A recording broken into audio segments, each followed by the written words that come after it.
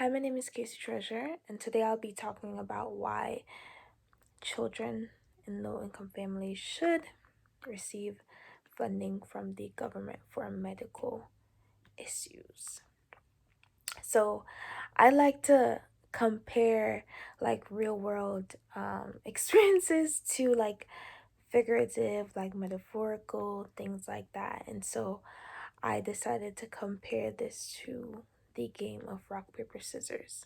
And we all know the game of rock, paper, scissors, but in the real world, I see it as paper, life, death.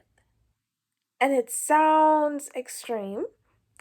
Yeah, it sounds a little morbid. However, just stick with me a little bit longer. The only difference between the game of rock, paper, scissors and the game of life for low income families is that the end result is not by chance in the real world. It's already predetermined by prerequisites that only some have.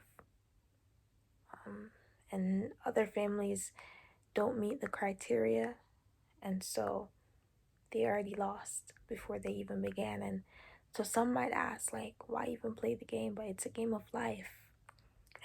So you have no choice but to play because it is life or death. Hoping for maybe a miracle of result, and the government can be that miracle. And so children in low income families should receive medical funding for health issues. So we know in low income families, they're more open to diseases for various reasons.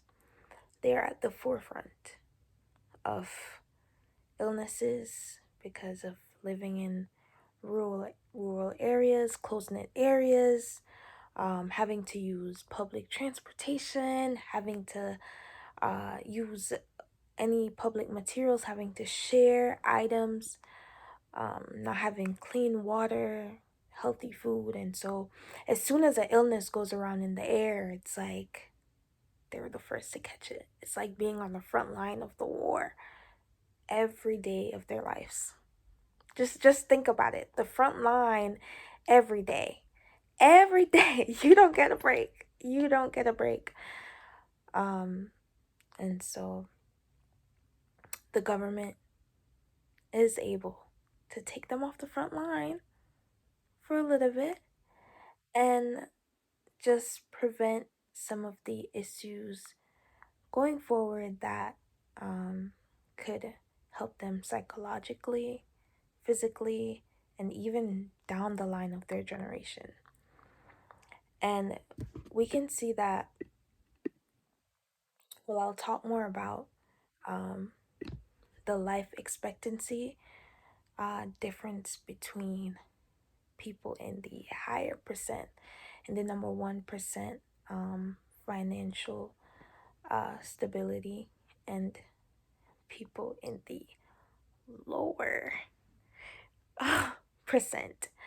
And so, and this might be a little bit shocking, so hold on to your boots. People in the higher 1% statistics have shown that they have a higher life expectancy of 14.6% longer than the ones in the lower 1%. And the only factor in that percentage is financial stability. Financial stability. So lives are being taken away, lives are being lost just because of paper. And so being at the bottom 1% not only affects them physically in the sense that their lives can be lost, but also psychologically. So once again, it's like you're being hit by all different angles. All different angles. So it's like your body's being attacked and your mind. And not having clean water, clean food, not having, a decent place to rest your head, you can already imagine how hard that is to deal with on a daily basis. You can already imagine how stressful that must be to just even compare yourself to those around you, and just what you don't have and what you have to share and what you have to go without. But also where health comes in, and losing loved ones and suffering physically simply because you don't have the money to pay for medical procedures. Money. That's it. Paper. Paper made from trees. Trees that they can look out their windows and see every single day, but can't form it into something that can save a loved one or save themselves. And so it it's hard mentally. It's hard. And children are said to be in the top percent of people who experience, um, mental strain growing up in, um, homes that, uh, of low income families. And so you can imagine as an adult how hard stress is, as an adult. But you're older. And even though it's hard as an adult, you know how to handle it in a way sometimes where there's a means of escape, even because there's some independence. But as a child, there's that box of dependence where you can feel as though there's no way out, and so you feel trapped. And so there is that greater mental strain, psychological strain for children in low income families. And these effects go down the line generationally. These effects don't stop, you know? It's not like one family had it in 1955. That's why we still have it now in 2023, because it's generational. It's not only if that person made it, a child grew up and had children. So they made it out of that poverty as a child, but then their child goes up into that poverty because there's that mental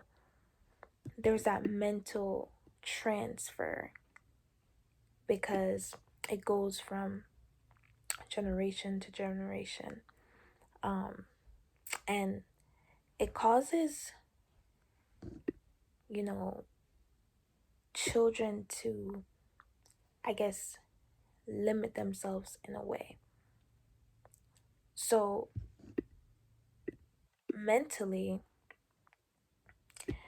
they feel trapped. And so if the government provides a way out of, um that box, then they can see a little light outside of the tunnel. And crazy enough, there are opposing views to this, saying the government, is not required to help low income families in any way where that is concerned. But one of the main roles of the government is to provide solutions to public needs. And I can't think of a greater public need than life.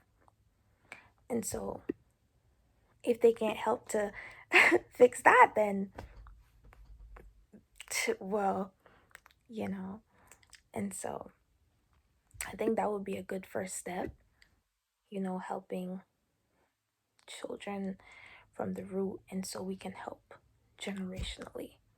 Like, imagine helping a child from this family and going down the line.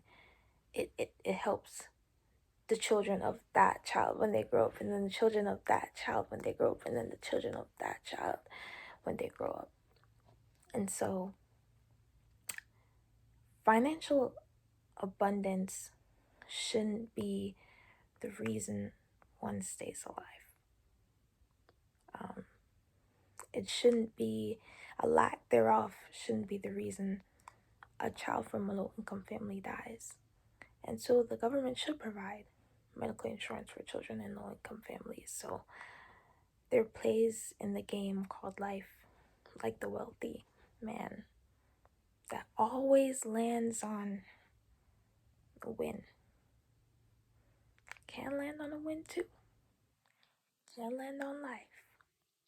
And so one can choose how much money they make and how much money they don't make, but a child shouldn't have to choose health.